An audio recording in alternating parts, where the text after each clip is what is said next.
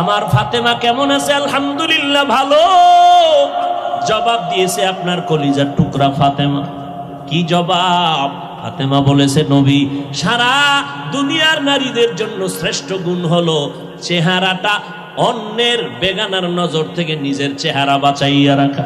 ফাতেমা ইন্তেকালের আগে কয়, আলী, দুনিয়াতে কোনো বেগানায় আমি ফাতেমার দেহটা পর্যন্ত দেখে নাই।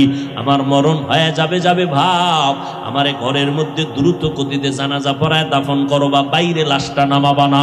বাইরের লোকগুলো দেখিয়া আমার কাফনের উপর দিয়ে আমার দেহটা দেখা বলবে, নবীর কন্যা এত বড় লম্বা, এত মোটা ছিল, দরকার নাই, আমার জানাজা ঘরের মধ্যে কমপ্লিট করে দাফন করে দিও।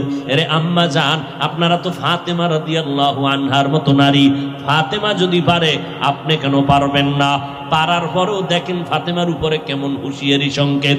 আলান নবী সাল্লাল্লাহু আলাইহি ওয়াসাল্লাম, ইয়া ফাতেমাতু আনকিজি নাফসাকে মিনান নার। নবীর ইন্তেকালের 6 মাস আগে ফাতেমাকে নবী ডেকে বলেন, ও ফাতেমা, আমি তোমারে কত আদর করি, বুঝানো যায় না রে ফাতেমা। আমি যদি কোথাও যাই তোমার থেকে শেষে বিদায় নেই, কোথাও থেকে আসলে আগে তোমার কাছে দেখা করি। কিন্তু ফাতেমা বিদায়ের আগে বলে গেলাম, নিজেকে জাহান্নামের আগুন থেকে বাঁচাইয়া কবরে যাইও। কবরে গিয়া যদি নেক আমল দেখাইতে না পারো, কোনো উপায় হবে না। ও নবীর উম্মতের দল, আমার মায়ার নবী রাহমাতুল লিল আলামিন, কলিজার টুকরা ফাতেমা, জান্নাতের নারীদের সরদারিনী, তাকে যদি এত কঠিন কথা নবীর জবানে বলতে পারেন, ও চট্টগ্রামের আনোয়ার আর আম্মা জানেরা, আপনাদের আমলের খবর কি? ইমানের খবর কি? স্বামীর খেদমতের খবর কি? সন্তানের হক কি পরিমাণ আদায় করেছেন?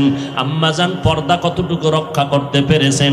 আপনার সতীত্ব, আপনার চরিত্র কি পরিমাণ ঠিক রাস্তায় রাখতে পারছেন? আল্লাহর সাথে একটু হিসাবটা তাড়াতাড়ি মিলাইয়া যান, কোন দিন কবরে ডাক আসবে বলা যায় না। ও নবীর উম্মতেরা, ও যুবক, এখনো সময় আছে, তওবা করো। স্কুলে পড়ো, কলেজে পড়ো, চাকরি করো, তবে আর নামাজটা ছাড়িও না রে বাবা। মা বাবার দোয়া নিয়ে সামনে আগাও। জীবনে যদি ভুল করিয়াও থাকো, এখনো সময় আছে, তওবা করো। আল্লাহর মোহাব্বত নিয়ে চলো। আজকে তোমার মতো স্বাধীন চিন্তা করিয়া যদি আমি Hafizur Rahman pant shirt tie লাগাইয়া রাস্তায় চলতাম, কেউ আমারে বাধা দিত না। টুপিটা মাথায় দেওয়ার কারণে মাথা গরম লাগে, এরপরও কেন টুপি ফালাই না? দাড়ির কারণে যৌবনের ভাব চলে যায়, তারপরও কেন দাড়ি ফালাই না? লম্বা জামার কারণে শরীরটা গরম লাগে, তারপরও কেন ফালাই না? ও বাবা, এই টুপি দাড়ির কারণে কত মানুষ আমারে গালি দেয়, এরপরও কেন